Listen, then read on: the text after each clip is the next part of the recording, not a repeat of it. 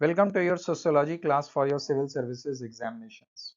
In this lecture, we are going to touch two topics, sociology the discipline, sociology as science. But primarily we are going to understand the definition of sociology. Because once you have mastered the definition of sociology, 90% of your syllabus gets completed. But before proceeding further, let me remind you once again that you should keep your pen and paper ready with you so that you are able to note down all words and phrases that you listen. Equally, observe the pattern of argument which is being made. Once you have mastered these two things, your answer is definitely going to improve. Now let us begin the lecture with a question. What is good life? My father always used to tell me, study hard, study with complete dedication and passion. You are going to have a good life. But when I reached my grade 10, I saw that most of the people who were having good life were coming from farming background, or they were having some shops, medical shop or general shop. So they were not having academic background. Now, what is good life? Who decides what is good life? What comprises of good life? How it is decided that what would be good life? And the experience, the individual experience which I had, that people coming from farming background, people having shops were having good life. Did you had the same set of experience? If your experience is different from my experience, how come our experience is different from each other? Are we not living in the same society? When we are living in the same nation, how come we are living in different society? How many societies are there? Now, the observation which I made is my personal observation. Is it backed by any evidence? Is it backed by any data? No. The data gives a complete different picture. But it was my own lived experience that people coming from farming background and people having shops were having good life. So why my lived experience would not be considered in sociology? Sociology considers lived experience or not? How come me and you are living in two different societies? What causes difference between our society? These are the questions which we need to understand.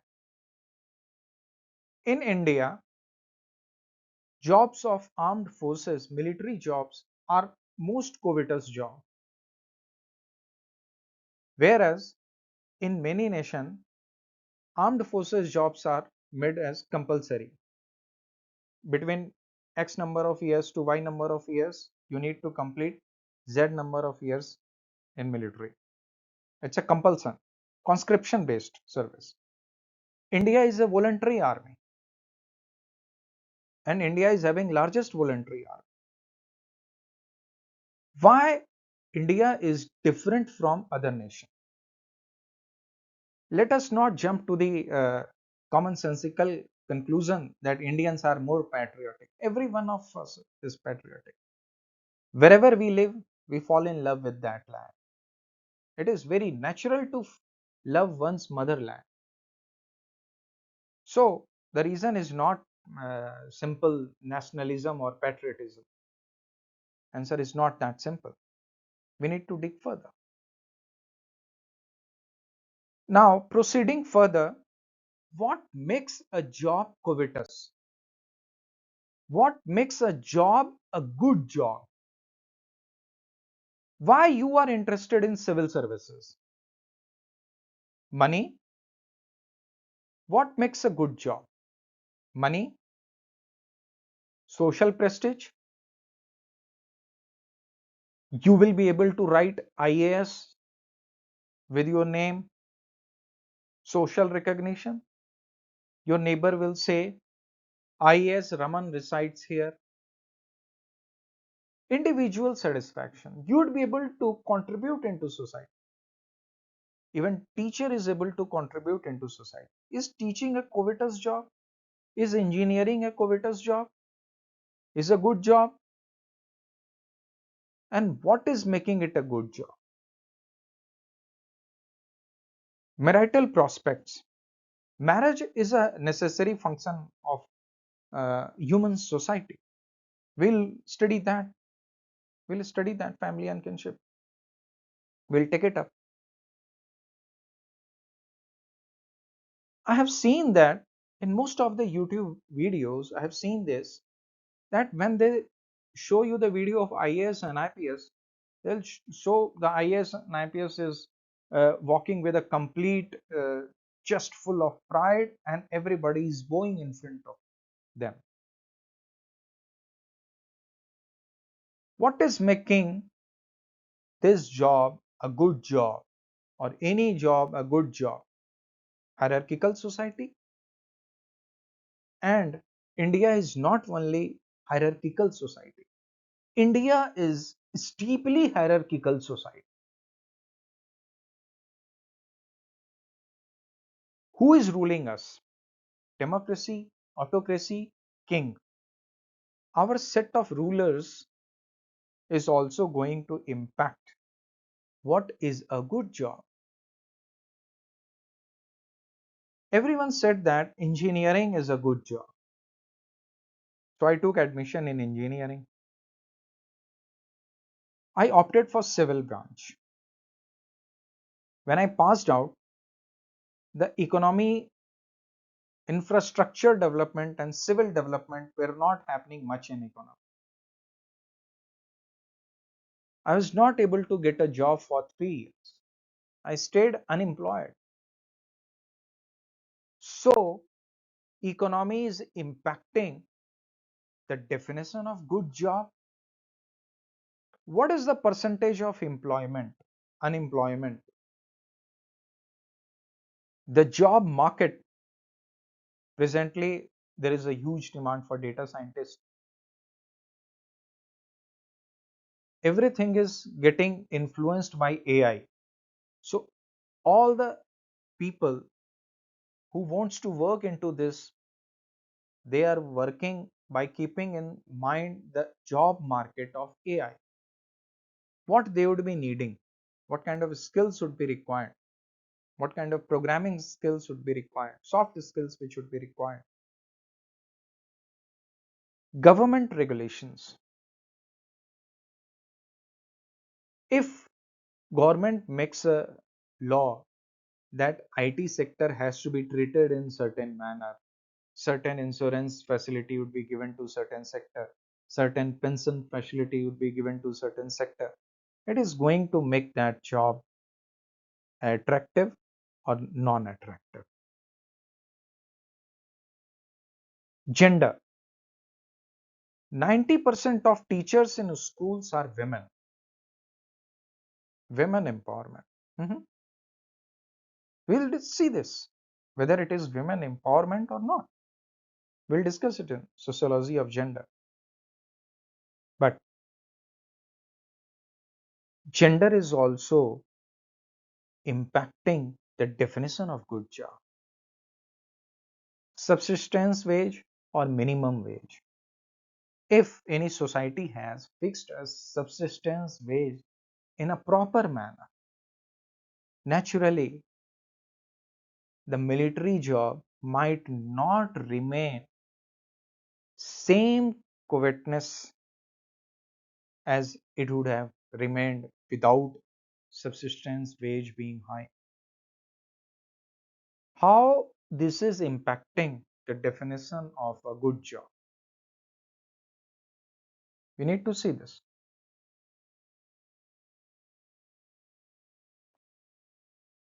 Again, a question What impacted our decision to take up subjects during our plus 2 or university? Most of the people will say that their father pressure or their father's desire, family pressure impacted their choice. Family told me to do engineering, I did my engineering. Family told me to do MBA, I did my MBA. Then I asked family, what should I do next? Go do whatever. So I started my civil services examinations preparation. Looks like a deja vu story. So family pressure might impact my choice of taking up subjects during plus 2 or during university. Access, ease of material access. If I am not able to access a particular material, particular college, I'll not be taking up that subject. Success rate. Say, if I've heard that the success rate of chartered accountancy examination is very low, would I be interested in taking up commerce? Future growth. If I will see that students from arts and humanities are not preferred anywhere, am I going to study that? And if I know that I would be preparing for my civil services examinations by taking up sociology subject, naturally I'll uh, go for arts during my plus 2. In university I'll opt for sociology. How my choice is getting impacted? The argument which is being made is that good job, good subject would be different in different society because there are so many societies, and there is a difference between personal and social. For example, I have heard that most of the computer engineers will get huge salary. So I joined computer course. I became a computer engineer, but I stayed unemployed for 4 or 5 years. But the data tells us that the heaviest paid engineers are computer engineers. Almost all of them are unemployed. So there is no problem of unemployment. So it is my personal problem. It is not a social issue. The data which I witnessed was my personal observation. It was not a social observation.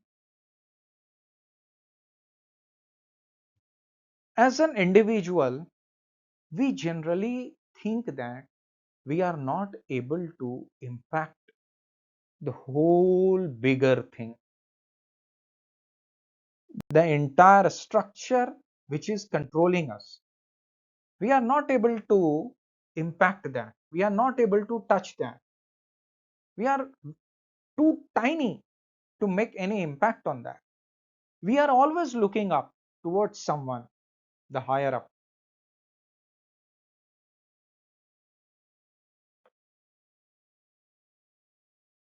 What do you see in this image? It's a factory setting.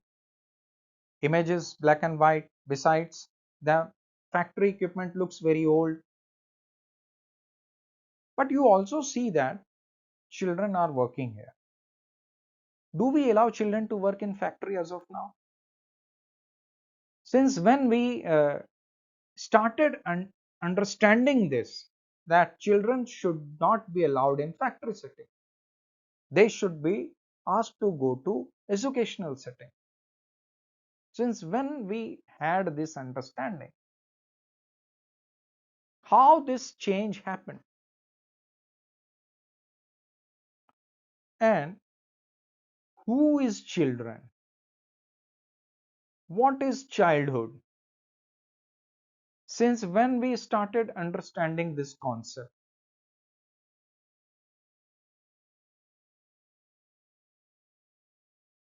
we discussed that Any change which is happening in society is not happening because of us. I am too tiny to impact anything. I just get impacted. A nation declares war, everything starts getting changed. Nothing is in my control. What could I do? I'm so tiny to create any impact. I just get impacted by whatever is happening in society. Change. The society becomes totalitarian, fascism, Nazism. One of the most powerful leader loses. The nation surrenders. The change happened. But presently, it's a part of history. Faded. Sitting here, I do not bother about it. I do not care to think of it. It's completely faded from our memory. The fall of Berlin Wall. Change and conflicts. I am seeing it. I am witnessing it. But I am not able to understand it. I am not able to think about it before it happens.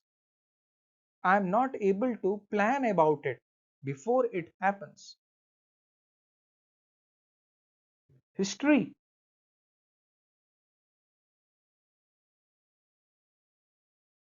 What to do about it? Is Mr. C.W. Mills. He has coined the word the sociological imagination. He tells us neither the life of an individual nor the history of a society can be understood without understanding both. Break it. Neither the life of an individual nor the history of a society. Life of an individual, history of a society can be understood without understanding both.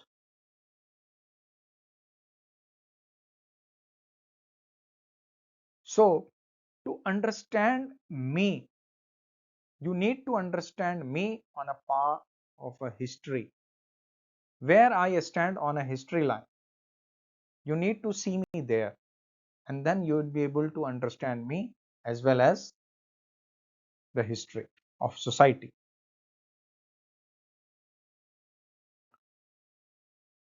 Let us read once again the sentence from Mills.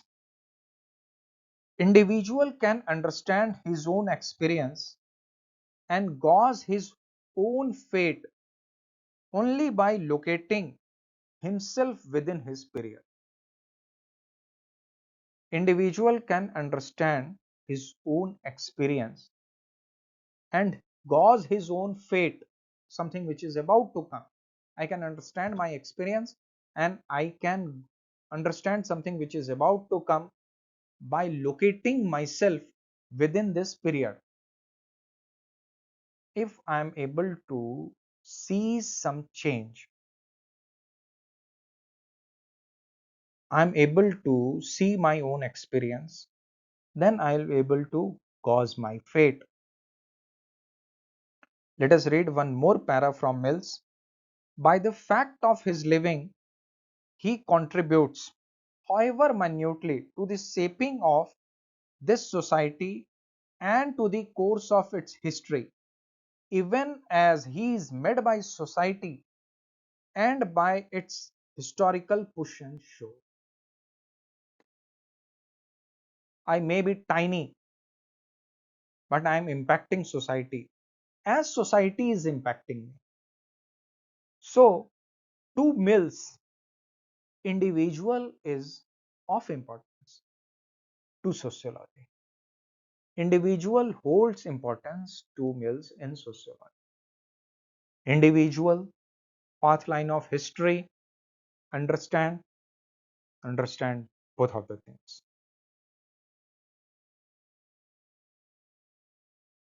Now, individuals must understand their personal biographies within the broader context of historical events and societal structures. So to Mills, history as well as structure, societal structure, both is important. Individual, history, societal structure, individual biography. Mills says that there is an interplay between personal and social, personal and historical. But there is a difference between personal issue and social issue. Like I had discussed in one example, that all computer engineers are heavily paid, but I am unemployed. It is my personal problem. Maybe I am not having some enough uh, good communication skill. I am not able to put across me my personal problem. It's not a public problem. It's not a social issue. To develop sociological imagination, we also need to understand the social structure and cause social change. We'll discuss change as a different topic, but let us quickly understand change. What is change? In which direction change is happening? Who is benefiting from change? How change is impacting me as an individual? How change is impacting society? Who is creating this change? Who is bringing out this change? These are some important questions of sociology. So, in sociology, what we do? We study our own behavior as social beings. But there are several other disciplines which does the same. Philosophy also does the same. Religion also observes individual beings, observes behavior. Let us stick to philosophy. If philosophy also studies the same human, how come philosophy and sociology is different? Talking of human, even biology understands the same human, discusses the same human, but we know biology and sociology is different. Philosophy discusses things or takes up things out to be perspective. Gurur Brahma, Gurur Vishnu. So, Guru out to be like Brahma. This is philosophy. In sociology, we will study things as it is. What is we are observing? But when we are observing, we have our own biases, we have our own stereotypes, we have our own prejudices. When I am observing a stone, I am not impacting that stone until unless I have mixed some samples. But when I am observing a society, I am impacting the observation process itself. It does not mix sociology, a scientific discipline, but sociology follows a scientific procedure, a scientific rigor. There is a proper scientific methodology. So, what to do if I am observing, if I am the observer? Self-reflexivity. That is going to create the difference between commonsensical knowledge versus sociological knowledge. Common sense versus knowledge. Common sense. If you give money to poor, they will not go to work. How I know this? Why I think in this manner? If I give money to rich, why they will go to work? But if I give money to poor, they will not go to work. Is there any evidence to sustain this assumption, sustain this hypothesis? Is there any argument? I'm questioning myself. I'm questioning my assumptions. I'm learning to think sociologically. That is what is required to do. But when we do things or when we observe things, we need to see things from several perspectives. That is what sociology requires us to do. Why? Because if we do not undertake things in a proper manner, we will not be able to see the unintended consequences of any action taken in society, taken by government. For example, the Cobra effect. It happened during 19th century with British government. They saw the Cobra problem in Delhi. They announced reward for every Cobra, dead Cobra. You bring the dead Cobra, you get the reward. For some time, everything was smooth, but some people saw the opportunity. They started going to jungle. They killed the Cobra and claimed the award. People started breeding Cobra to kill Cobra and claim the reward. So instead of the Cobra problem going down, the Cobra problem went up. Unintended consequences. There is a complete disconnection visible, but it is not disconnected.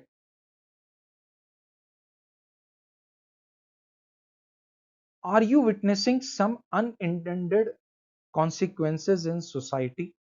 Are you able to see it as of now? Because of some very big thing happening in society? Aadhaar. Universal ID is a good idea. I believe that it is a good idea. Facebook, Twitter. I'm constantly updating everything on Facebook. I share my political opinion on Twitter. Through my Facebook, Twitter updates, people can stalk me. They can locate my address. They can understand my routine pattern. They can track me. My privacy is in danger. Everyone knows my address. Actually, I have entered it myself in apps. Every day, so many strangers comes to my residence. Unintended consequences of digital technology. Aadhaar, universal ID, good idea, but the government will start controlling us. Government will have control on our each aspects of life. That is how Aadhaar is going to function. Unintended consequences we could see through these things. They were having well intention behind these policies, behind these digital technology. We are connecting with each other through digital technology. Naturally, there's a we are well intentioned people. So sociology basically guides us to see things from several perspectives. Let us continue our journey of self enlightenment and understanding self and society. See you in next lecture. Thanks for listening. Thank you.